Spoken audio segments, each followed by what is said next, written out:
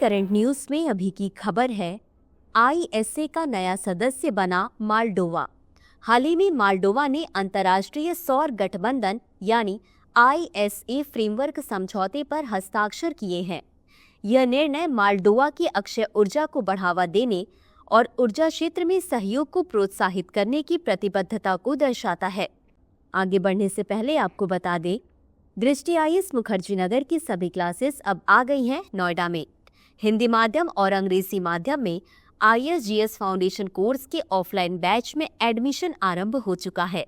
हमारा पता है C171/2 block A sector 15 Noida sector 15 metro station के पास। लोकेशन के लिए आप डिस्क्रिप्शन में दिए गए लिंक पर क्लिक करें। अधिक जानकारी के लिए 9311406440 नंबर पर कॉल करें। अगर आप हमारे काउंसलर से कॉल बैक चाहते हैं तो डिस्क्रिप्शन में दिए गए फॉर्म को भरें। आगे बढ़ते हैं खबर की तरफ। गौरतलब है कि आईएसए फ्रेमवर्क समझौता 2017 में लागू किया गया था, जबकि 2020 में इसमें एक संशोधन किया गया था। इस संशोधन के तहत अब संयुक्त राष्ट्र के सभी सदस्य देश आईएसए का सदस्य बन सकते हैं।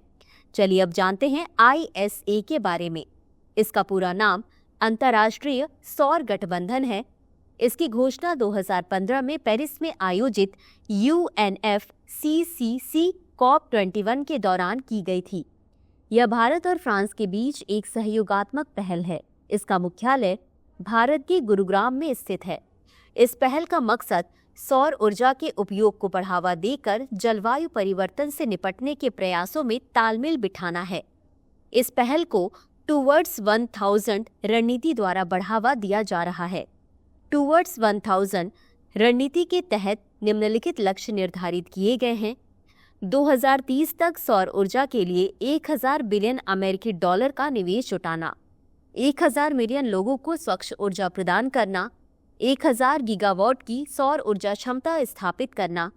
बता दें कि आईएसए असेंबली इसके निर्णय लेने वाली सर्वोच्च संस्था है, जो आईएसए के फ्रेमवर्क समझौते को दिशा देने और उसे लागू करने में महत्वपूर्ण भूमिका निभाती है।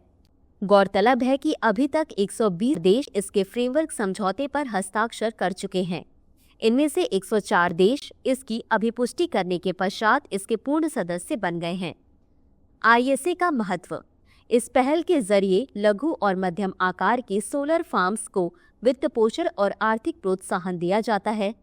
साथ ही संधारणीय सौर ऊर्जा आधारित कूलिंग प्रौद्योगिकियों के उपयोग को भी बढ़ावा मिलता है।